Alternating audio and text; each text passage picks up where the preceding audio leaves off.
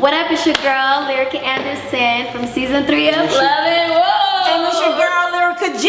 It's your boy, A1. Season 3 of Love and Hip Hop, and we just stepped into the shade room. I'm from Dallas, Texas, and I was singing in a nightclub in Dallas at the age of 17. Tina Turner saw me, so I started working with Tina.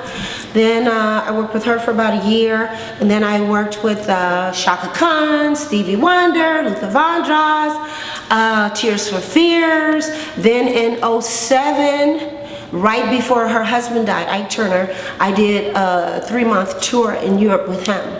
So you have this, so would you say that that's why you're into music, because of your mom and everything like that? Oh yeah, no, most definitely. You know, being around my mom, being in the studio with her, and just like watching her record with big artists and watching her sing on stage and stuff, I knew, I was like, oh, I want to be a singer, you know. At first she didn't realize that she was learning, because she was just always at an event in the studio. And then when she was about 7 or 8, I heard her really singing. And then when I asked her to do that again, she got a little shy. So I realized I had to just continue to draw her in without her realizing she was, you know, taking notes and learning things. Yeah. Right. So we talked about how like you getting all this backlash and stuff like that from the show. So what would you say? I mean, do you have any regrets about, you know, being on reality TV? I don't have any regrets about being on reality TV, because I know who I really am, and I know what my relationship is with my daughter. About kind of how like you were getting backlash from the show. So what would you say? Do you have any regrets about being on the show at all? Well, I don't live my life with regrets. No, being on the show, absolutely not. I wish I had made better choices in the moment. You know, when I was confronted with, say, their announcement of being married at the reception party that I thought was a reception party or housewarming party. I wish that because I'm an emotional person and I wear my feelings on my sleeve, sometimes I overreact in a moment. So because people are watching us, and I've taught my daughter to carry herself with class and dignity, and I think I've displayed the opposite of what I've instilled in her. So for that reason, I will make better choices in the future. You know, like watching the show and watching everything that happened, you look at yourself and you say, okay, well, those are the things that I can change. But how much of it is just editing? How much of it is... A lot of it is definitely editing, because a lot of things that led up to my actual behavior or actions, then the stuff that was not shown. And I was a little taken aback from what I thought I was going to see. But at the end of the day, they can only show what you give them. Exactly. So that was my behavior. So, but at the end of the day, when we're provoked as a mature woman, you should still have the discipline and self-control to say, okay, I'm not going to do this way. So let's talk about the last episode, because I know a lot of people probably are wondering, like, well, why did she take the car? Like, do you feel like now, looking back on it, that you were right or wrong about, you know, taking that car? I put up a little post on my IG saying that, you know, again, when you're in the moment, you feel justified. And because A1 had offered me that trainer in front of the picnic, and I didn't see that coming, and it was said that I had said to my daughter, if you give me this lipo, which obviously I don't really need, but that's what we were saying. Yeah, but there are areas that I can't get what I want. So this is something that I wanted to do, but I didn't make this deal with her. If you give me lipo or the money to get it, I will accept your marriage. I had already started that process. It wasn't the marriage that I didn't accept, it was the way that they did it, that I wasn't a part of my only daughter's wedding, and that I still don't think that's justifiable. But me taking the car was not ever to keep it. It was to show A1, you don't disrespect someone who was there for you when you needed me. I didn't say, no, I'm not gonna, get this for you. So I did, and then the way that it was done again, it was in front of a crowd of people. And I just thought that was not cool. Whatever it takes for me to see the dream wedding that I've always envisioned for my daughter, I'm not this crazy, out of control person. I don't drink, smoke, use drugs, never have. So I am very much in control of my behavior. All of this was kind of like a snowball effect. Meeting Pam living with A1 and Lyrica, and like Lyrica expressing her feelings to me about it, and me being her mom, I felt like, no other woman can discipline her or can talk to her in the manner that she was expressing to me that Pam was talking to her. So I just felt like, this shouldn't go down this way. And because Pam and I don't really have a beef, we don't even know each other. We got to know each other pretty much on the show because we don't spend any time together. She just moved out here for those few months that she'd been here. But you guys kind of were having problems before. We were definitely having, I just explained that we were having problems before the show, but it wasn't me and her, it was because of what I felt was going on with my daughter. She and I had never had a problem concerning the two of us. Anytime you are thrust into a relationship and you don't have that foundation built, then it can be problematic. That's in a love relationship, that's in any type of relationship. So again, I'm open to be as receptive to getting to know Pam, and most definitely whatever makes my daughter happy is what I will bite the bullet for her. I will bite the bullet and say, even if I'm not liking something, I will bite the bullet and say, okay, it's not my life, it's your life. So I've instilled enough into her, and she knows what choices to make based on. Lyrica is the young woman, beautiful, intelligent, classy, talented, because of the things that the example that I've set before this time. We all have a little turn up in us when we feel provoked, and not to justify anything, but when it comes to my daughter, you got to understand, she came from 1 pound. I started from the incubator, protecting her till her twin died at 3 in the incubator, never came home. Got Lyrica, nurtured her to health at 4 pounds at 6 months old. That's how old she was when she came out of the hospital. So of course I've been in mommy mode the whole time.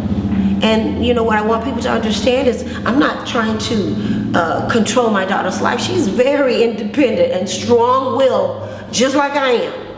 But at the end of the day, when you've had a dynamic for so long, then that doesn't go away because, she gets married and you still got this protective way that you look at things. And I think maybe I will learn to, or have learned to just fall back and let them make their mistakes if they need to. Do what they need to do. Right. You look like, you're pretty smashed, I don't have a problem getting a man, and he knows that. They tried to hook me up because I'm very picky. I thought it was disrespectful for him to say that, and I thought it was inappropriate to say that, knowing what he does know, because how do you put me on blast like that? The world doesn't know our story. They only know what they see in a 3 to 5 minute segment. And to say that I want to see my daughter single? When I'm the one, check this out. When I'm the one that told her to take the ring the first time he gave it to her. Oh yeah. Did I not? I was gonna take Did I not? But did I not? Tell her to take the. When you came to the park, did I not say Well, she already took it out. Oh, but wait a minute. Answer the question that I'm asking you. Did I not say? You did say that. Okay. So I've been for this relationship, and you know who he calls when they have problems? Yeah. Moi. He does. And you know what I tell? He does. What I do? I always He does. speak when she's wrong. I tell Lyrica, you don't talk to your man like that. This is before they were married.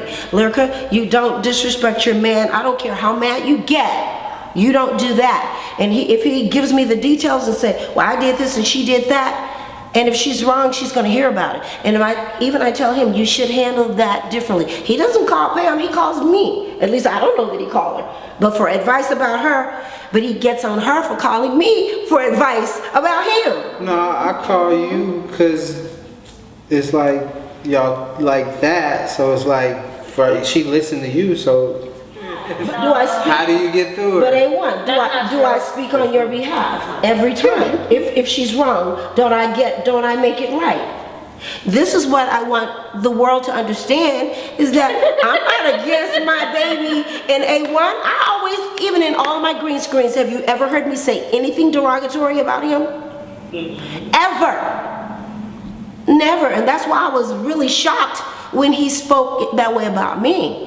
Because no matter what, I'm still looking at this as their relationship. I don't care what I'm feeling. I'm not going to put him on blast like that.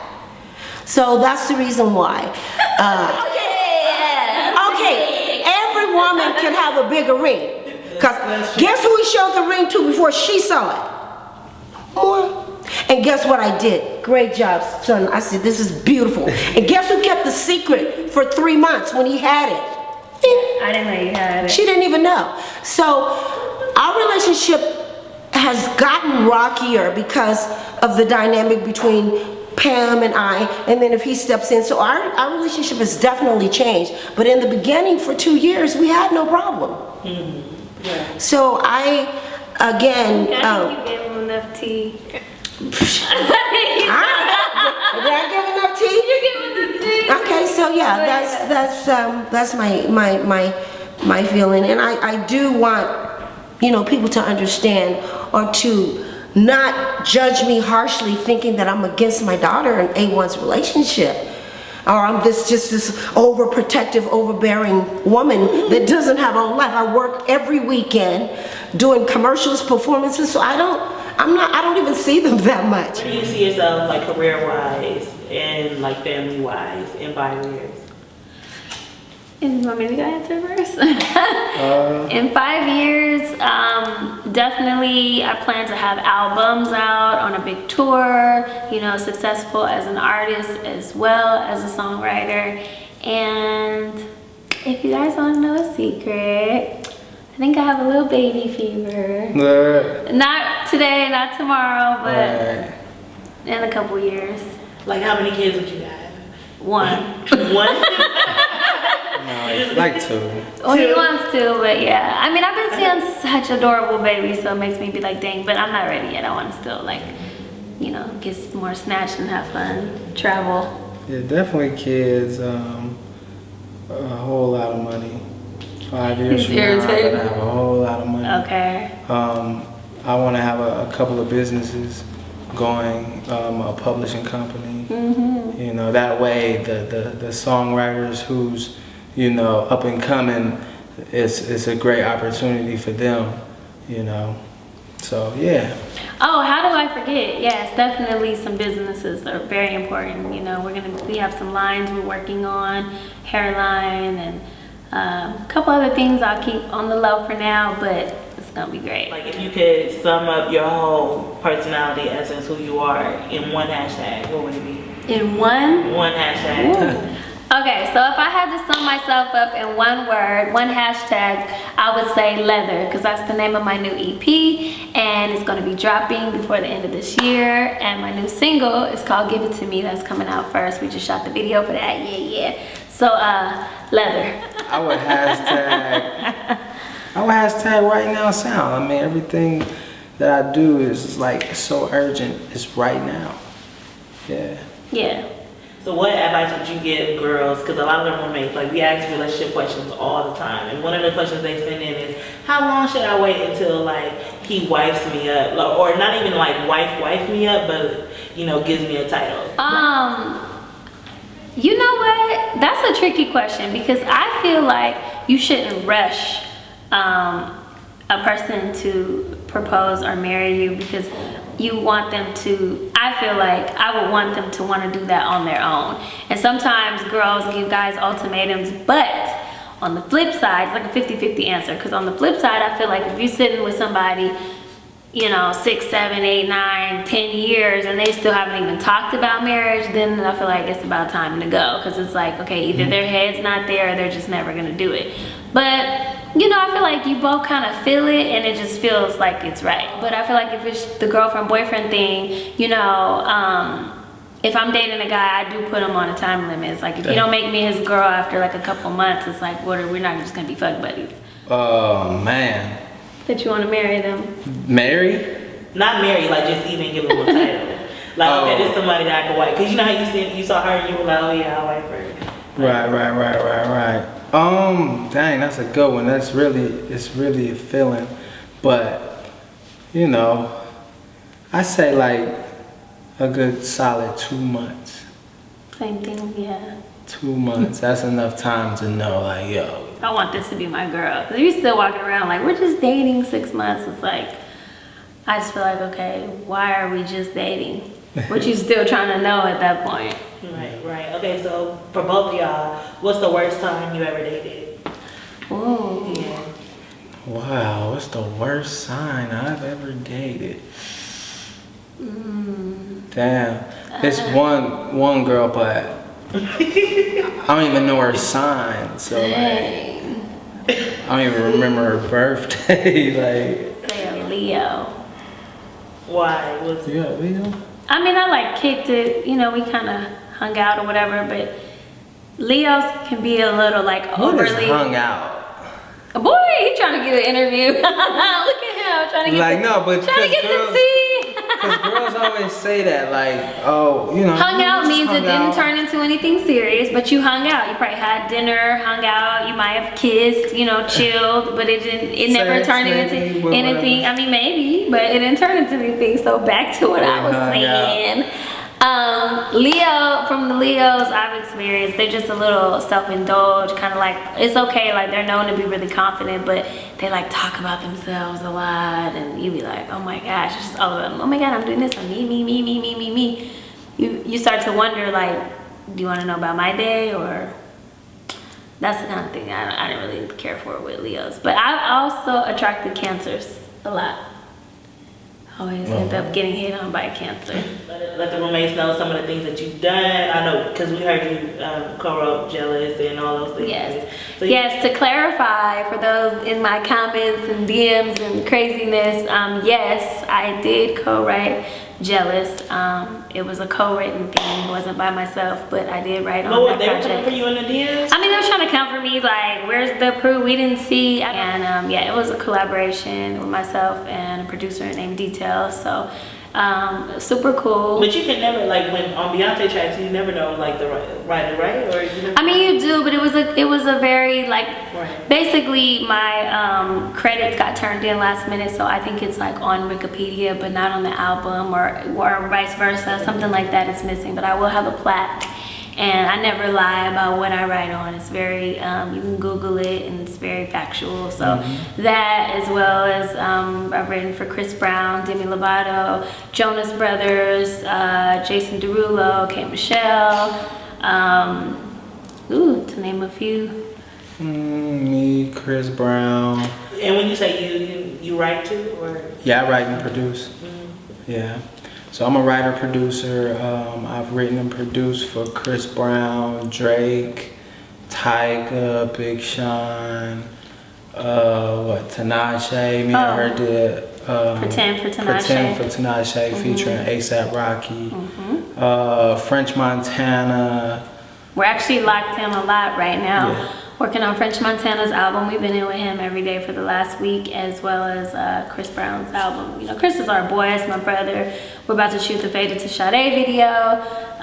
Me and Chris, I'm super excited about that. What advice would you give them? Like, what's the state of the industry right now? Because I know that, you know, a lot of songwriters are, you know, complaining that, you know, you got the streaming services. So, like, you know. The thing I will say that has changed, and it just seems to change every year, is like there's no right or wrong. Because a lot of my fans write me and they ask me, like, you know, hey, so I want to be a writer, how can I get into it? Sometimes I almost don't know how to answer, because they could put out a song on SoundCloud that they wrote that could blow up bigger than anything I've written tomorrow. That's how how accessible it is. It's just like I've seen people be like, oh, I was just playing around having fun, I wrote this song and threw it out and it blew up. And it could end up being bought from a big artist, or it could end up being their song. So it's kind of like whichever way your path is, but I would say definitely keep writing, don't stop, because you just get better. The more you do it, you just get better and better and better. You come up with better concept, better melodies, better lyrics, and then it's just like go for it. I mean, if you want a publishing deal, you obviously have to stack up your catalog. So get a good 30 songs, and then you can start sitting down with publishers like, this is my body of work. They'll give you a check, and from there you start getting placements. Or you can do it the indie way and just put stuff out. And or you can just do it the gangster way and find out where the artist is at and try to get them to hear it. That too, yeah. That's how I did it. Yeah, and you that's like you gotta really know your stuff when you're doing it like that, because you can't look like you're stalking or showing up on, so it has to be like right. But if you run into an artist that you want to work with, I'll always say take advantage and like go talk to them. Yo, I love your work, I love to work with you, or whatever. I mean, a lot of people I know got placements like that too. We stepped into the shade.